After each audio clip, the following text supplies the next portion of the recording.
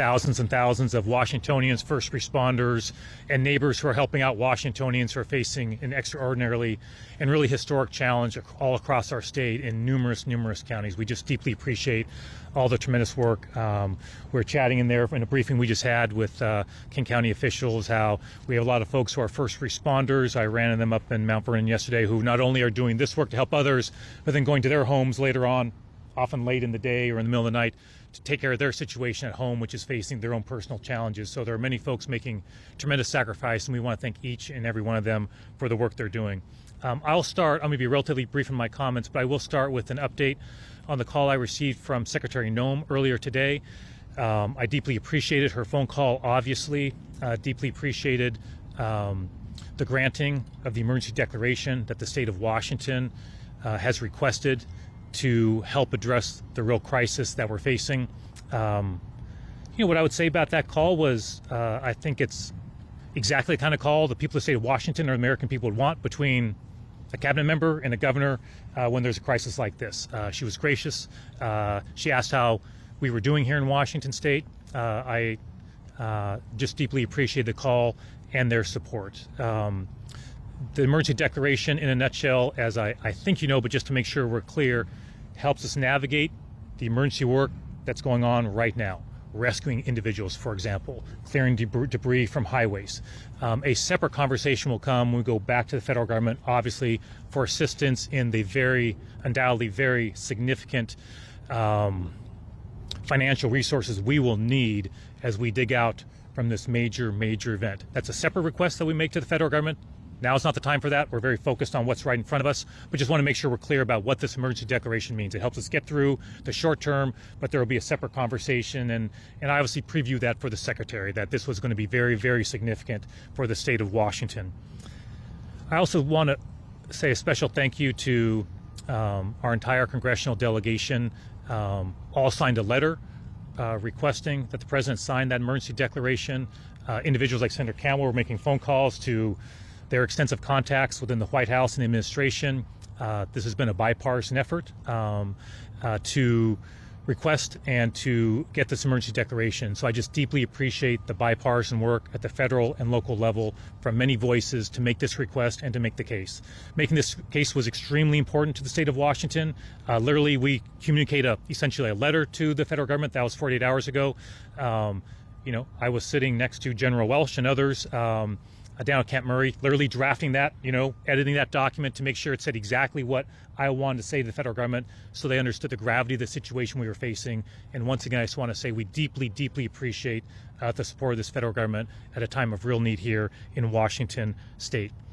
We're also deeply appreciative, and obviously information is preliminary. Reports are coming in real time, to put it very mildly, but for the past 48 hours, 2 to 3 days, there have been no reported loss of life at this time. I want to emphasize, of course, information is very fluid, the situation is very dynamic, but we're exceedingly grateful and thankful that our prayers have been answered, that this time no loss of life has occurred.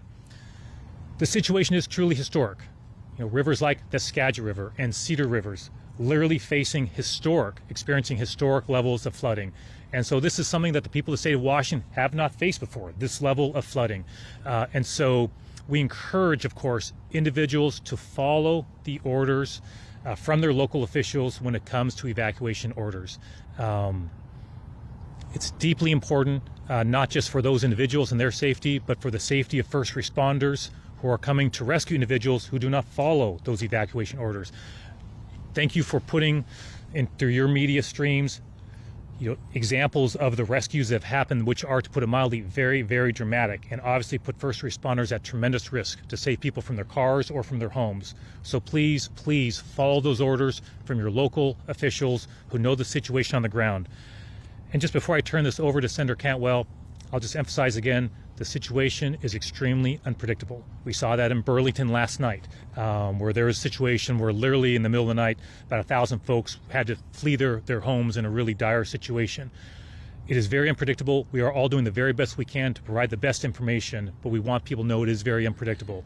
Lastly, I'll just say that, and we just came from this briefing with King County officials. We appreciate the mayor hosting us with the city, and what I'm seeing in every conversation I'm having for these past several days is strong cooperation, and that's probably an understatement, but strong cooperation at every level of government, with local officials, with tribes, with individuals, with community organizations. Every time I ask somebody, and I ask this all the time, is there anything else you need? The answer I get is no, we're getting everything we need. We'll let you know if we need more. And that's exactly the answer, obviously, that I as governor want to hear. But that only happens, I only get that answer, I'm mindful of this, if that level of cooperation is happening on a very deep level. And we are seeing that, and we're going to continue doing that to make sure that Washingtons are as safe as possible. So again, thank you all for being here. I'm going to turn now to Senator Maria Cantwell. Senator.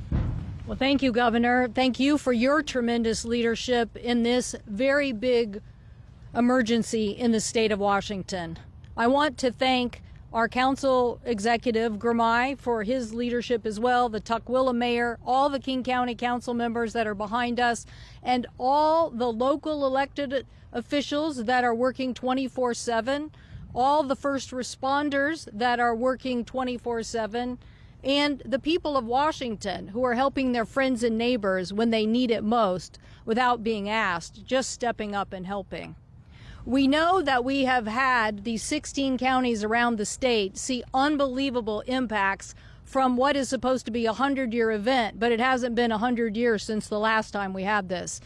And so the issue is that places like Sumas, which is a border crossing, to be flooded out and a border crossing closed, to have Highway 2, which is anywhere from $7 to $10 million a year of economic impact, to be closed, to have the Natchez Highway 12 be closed, another pass that helps us get back and forth in the commerce that we have in our state, to be closed.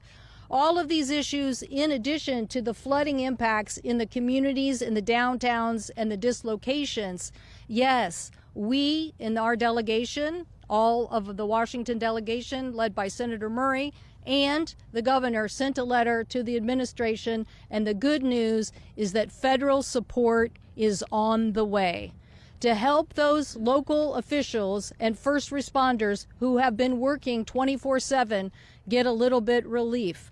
I hope they do focus on these infrastructure issues, the ones that cost us so much to our economy, and allow people to get free to flow back and forth across our state. I hope they'll help with these evacuations, and I hope Washingtonians will continue to heed evacuation notices. The reason the forecasters federally at NOAA do this work is to tell us the likely outcome of this level of precipitation. So when they say it's going to be catastrophic, Washingtonians, please heed them and help us respond to this by evacuating in a timely fashion. So we are just so grateful for this federal help and support. We're so grateful that our local community and everybody here has really responded to this catastrophic event with such resilience. And hopefully the nation will learn why we were able to be so prepared, the governor to be on it so fast to really get these results that we've had so far. It's not over yet, but we're glad we're at this moment with a little bit, well, let's not say blue sky, but a little bit less rain and an opportunity to take a deep breath and hopefully get this support out here to get more support to open these communities back up. Thank you, Governor.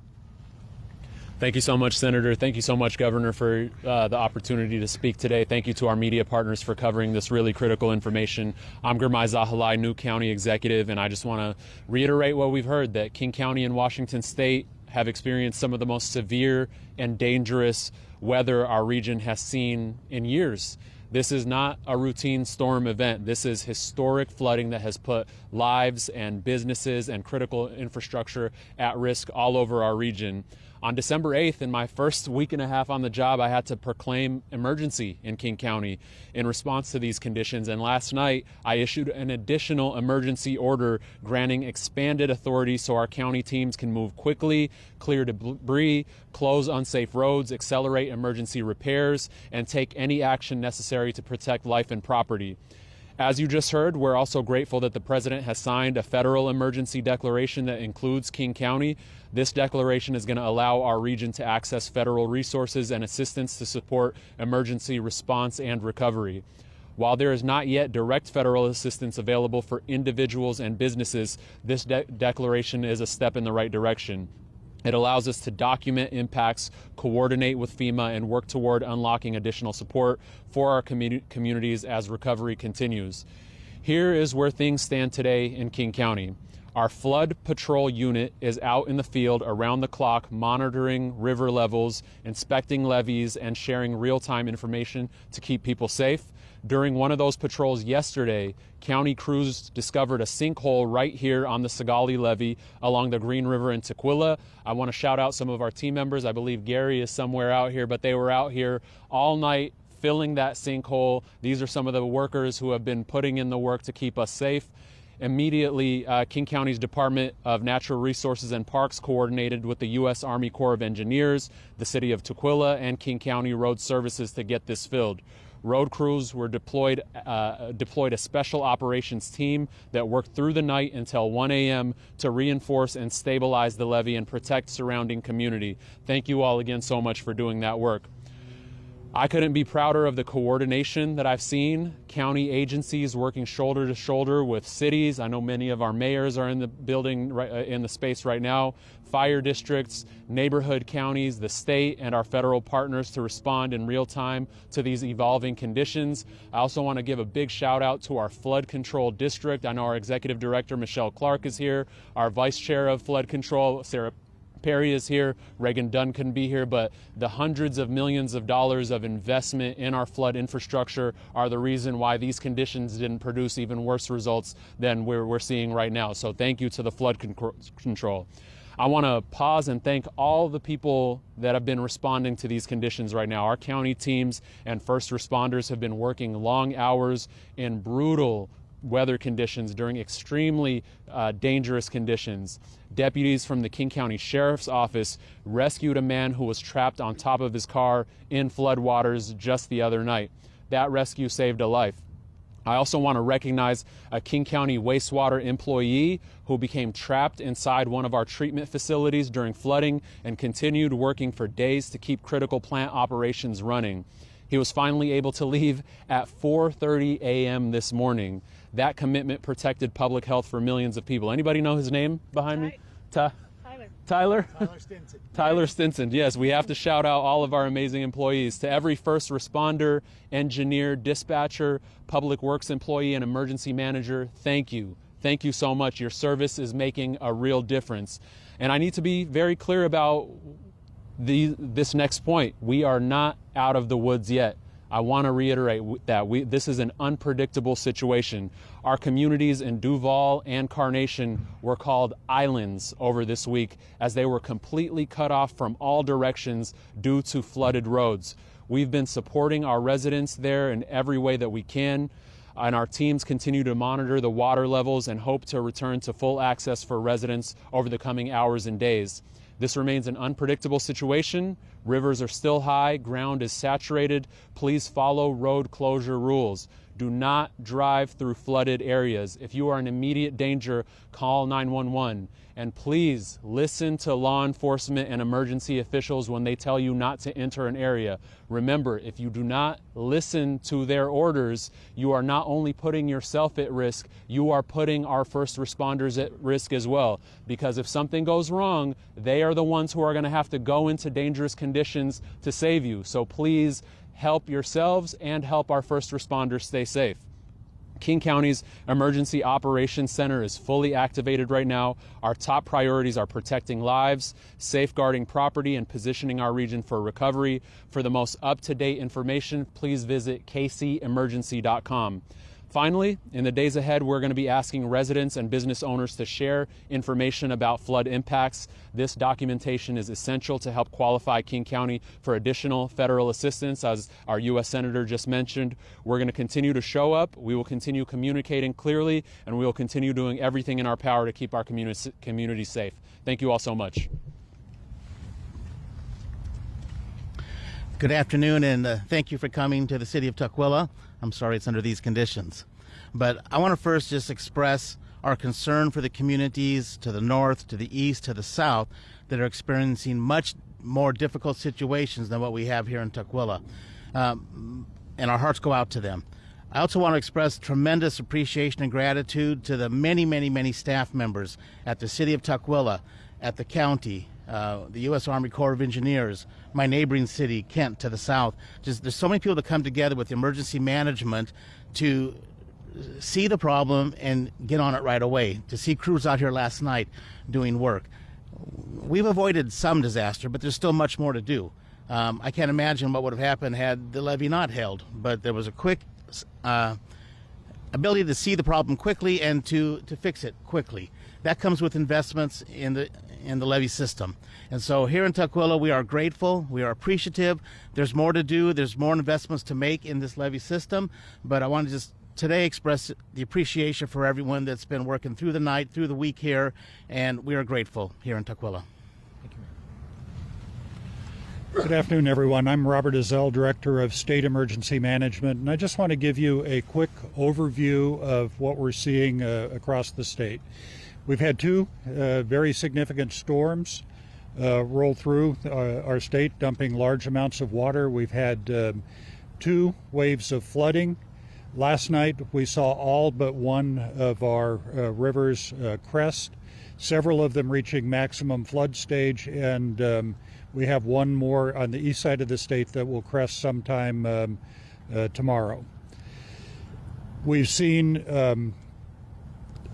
coming up that it's going to take a while for the floodwaters to recede. There's a lot of water that fell in the mountains, and it's going to take its time to work through the river drainages. So they're not going to drop quickly, and so we need to keep our eyes on what's going on in the situation that we're experiencing. And then coming up, we see more weather coming early next week, which is going to cause rivers to rise again.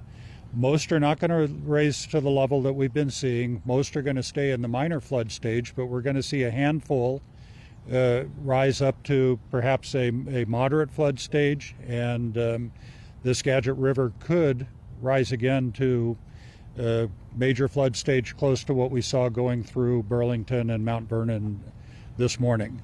And so the situation remains very fluid. It's dangerous, and again, as everyone going before me has encouraged, please heed the warnings of first responders and keep yourself safe. In the State Emergency Operations Center, we've got folks from across state agencies. We have our federal partners from FEMA, from the Army Corps of Engineers. We have voluntary agencies, Red Cross, all partnering together to provide assistance to our local partners. And so it's been an all hands on deck, 24/7 operation to provide help to the counties and the cities that need it. And so with that, again, I just plea for everybody to heed the warnings, to be safe out there, because this situation is not over and is not going to be over yet for a number of days. Thank you. There you are. Find a way to let you through. I thought Commander Welsh was coming up. Hi, I'm Brian Nielsen. I'm with the Washington Department of Transportation. Just wanted to give an update on what's going on around. What our crew's doing, both WashDOT's crews and our local partner crews, they're out on the roads and the byways. They're inspecting conditions, monitoring conditions, and addressing issues as they find them, clearing drains, clearing culverts. They're monitoring water depths on roadways. They're closing roads when necessary. If you see a road closed sign, it's closed for a reason. Either roads washed out or there's too much water on the road to cross safely. So please heed those road closed signs when you see them. Across the state, throughout the day today, there's been around 20 state highways closed across 11 of our 39 counties. That number of 20 is variable. We've been opening roads as we've been able to, but we've also been having to close additional roads as we've identified washouts and landslides and the like. This is a dynamic situation, as I said. Roads are opening and closing. The river levels are still high. Roads are washing out. Again, heed those road closure signs when you see them. There's a reason for that. What can the public do? Stay informed. Plan ahead and stay informed. You can use the WashDOT travel map. WashDOT's on social media and a number of platforms, and our free mobile app. Use those resources to know what conditions are before you leave and monitor those conditions as you travel. Standing water is a real hazard. As little as 6 inches of water can cause your cars to stall, and then you're stuck in the middle of some place you don't want to be.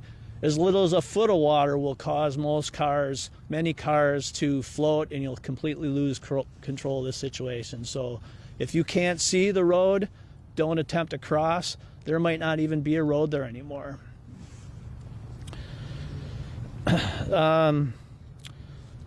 Again, what can the public do? Stay informed, plan ahead, heed your road closed signs, and please remember to drive safe for conditions, and look out for those crews out there. When you see the flashing lights, whether they're amber, blue, or red, or green, that means there's people working on the road. So please slow down, move over, stay safe yourselves, and keep our crews safe. Thank you. Thanks so much. Appreciate it. Thank you, Governor. One last point, then we'll be happy to take your questions. This is not just a 1 or 2 day crisis, right? These water levels have been historic, and they're going to remain very high for an extended period of time. I say that because that puts pressure on our infrastructure. The infrastructure has, for the most part, withstood the challenge so far, but that's once again one more reason why we emphasize how dynamic and unpredictable this situation is there is a lot of pressure on our infrastructure, and we're mindful of that and want to make sure the public is aware of that as well. With that, we're happy to take any questions that any of you have, and others may be coming up. If you come up to help answer a question and you've not spoken yet, please introduce yourself for the folks that are here. That'd be great. Now, what specifically does the FEMA emergency declaration the president signed open up in terms of money for the state or local government or for people? Does it guarantee any money, or does it just allow the teams to come out and participate in a damage assessment? So I'll repeat the question very good here. So the question goes to the emergency declaration that we received. Does it guarantee any money, or is it more focused on the emergency response? What I'd say was it does not guarantee any money. We are, of course, going through that document. There are some differences from our request and what came back from the federal government. I don't want to get out ahead of that. We need to go through and just compare that. So my understanding, for example, is Cowlitz County was on our list of counties we were requesting assistance from, and Cowlitz, we don't believe, was on the list that came back. We don't know if that's inadvertent or if that was intentional, so we're going to follow up on some of the details of what we received back from the federal government. So I think the fair response to your question is no guarantees of financial resources. I did discuss that, though, with Secretary Noem. She did mention the fact that there's a potential for resources to help us out in the short term with the situation that we're facing.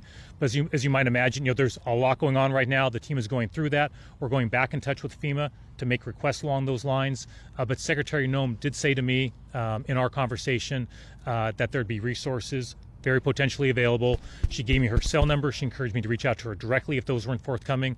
And so I'll be following up directly with her. The team is coordinating with FEMA in real time. As soon as we get more details on that, of course, Jim will provide that to you.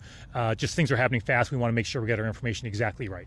Can I follow up on that? Sure. Does that mean that last line in the press release it talked about 75% of emergency protective measures? Does that mean we're only receiving 75% of the usual funding you get in a situation like this? I may turn to. I believe I know the answer. I don't want to get that wrong, but I think I know that. I think I know what that means. But I'm going to turn to Robert. Robert, go ahead. It means that the capabilities that we get, there's a 75% federal cost share, and then the state and local will pay 25% of the cost for those resources. That's standard, correct? Yeah. Yeah, that's standard. I just want to. Yeah, exactly. Other questions that folks have?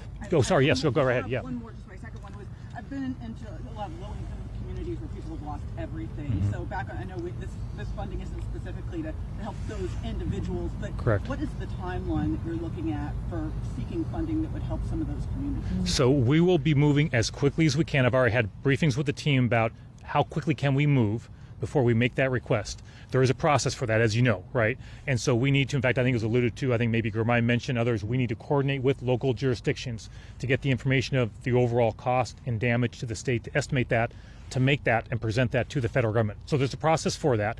But I've already communicated with my team. We've been talking with National Guard, local elected officials, that we're going to move as quickly as we possibly can to gather that information and make that request in as timely way as possible, because we're very mindful of exactly what you said, whether it's individuals or whether that's impacts to local jurisdictions, to our infrastructure.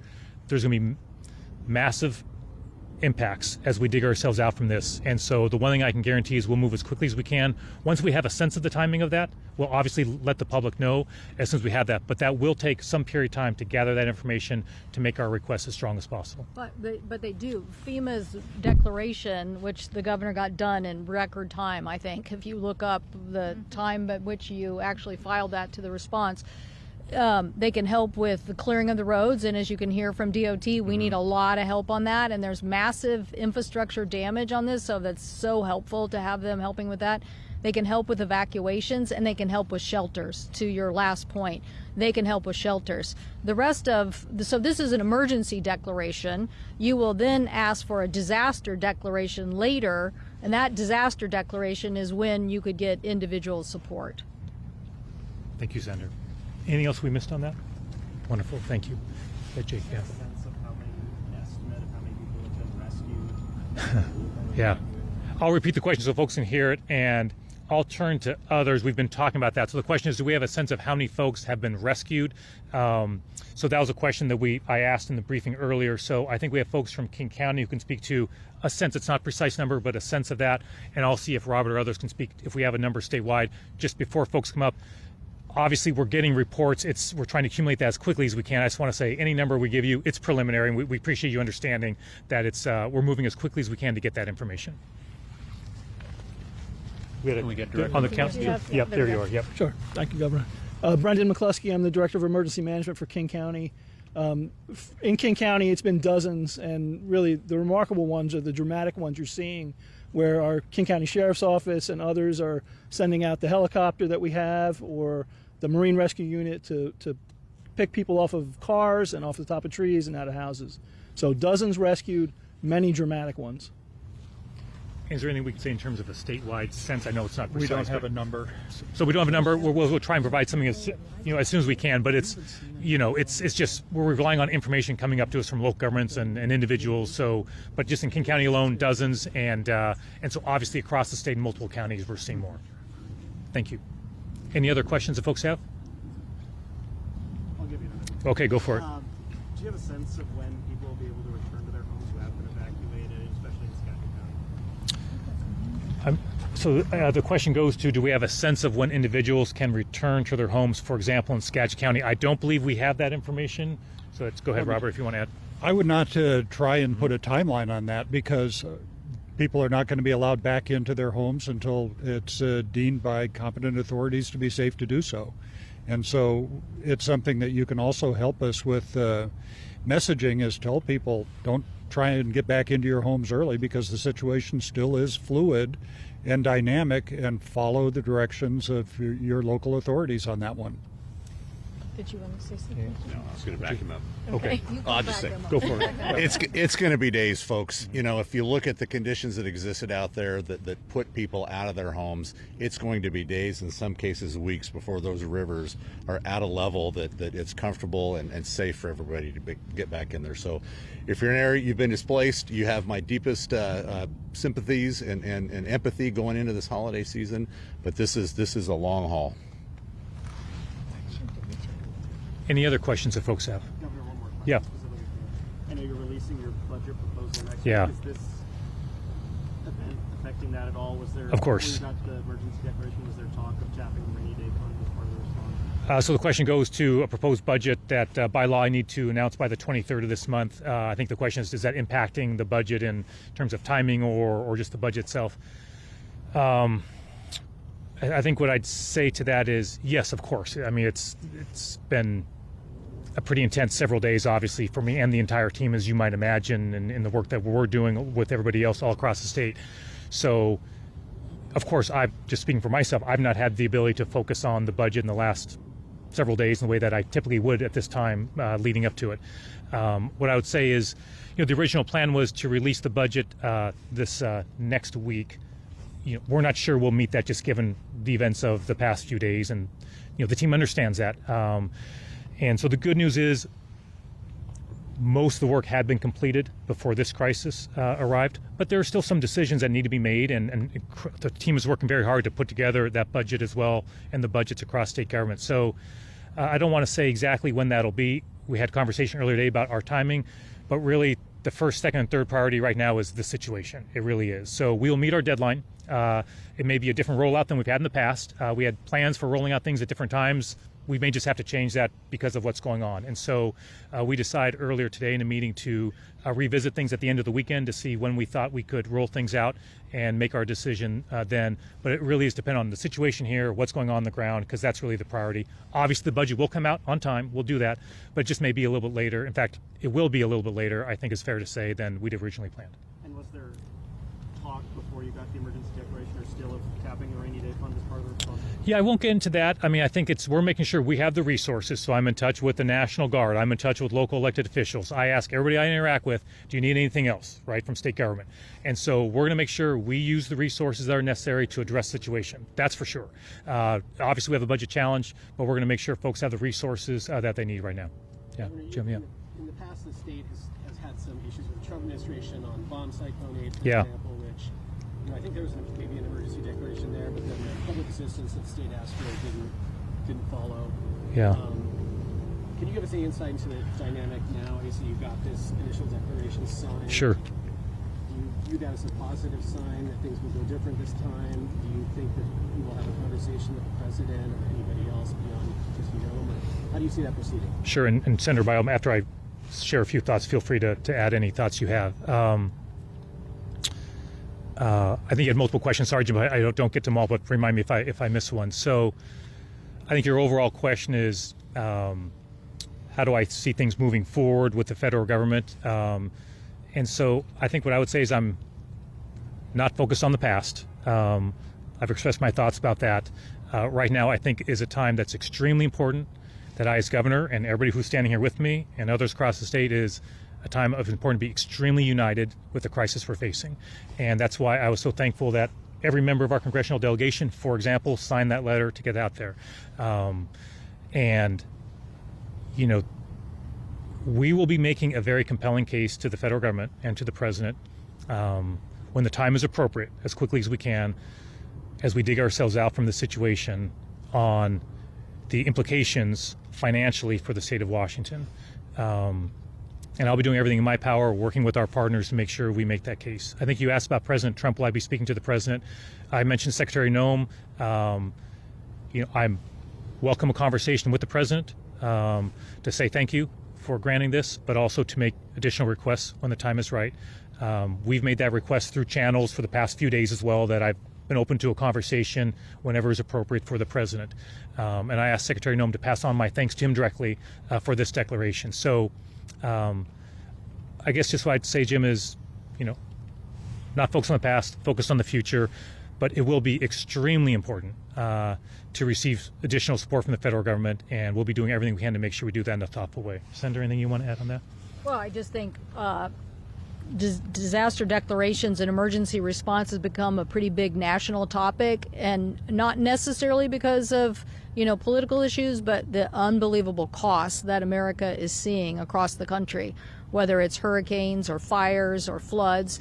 And so I do think there's a lot of discussion nationally about how to improve the system. But on this particular instance, and I did talk to Transportation Secretary Duffy this morning about this, is that the cost here to our economy and to the nation's economy by not getting further help on these repairs, if you really are having cross-state highways or aspects even of our commerce along I-5 impacted, then it really is costing the whole nation. So we hope that they'll take that into consideration and really understand what the disaster really is going to do to everyone, and hopefully look at it positively.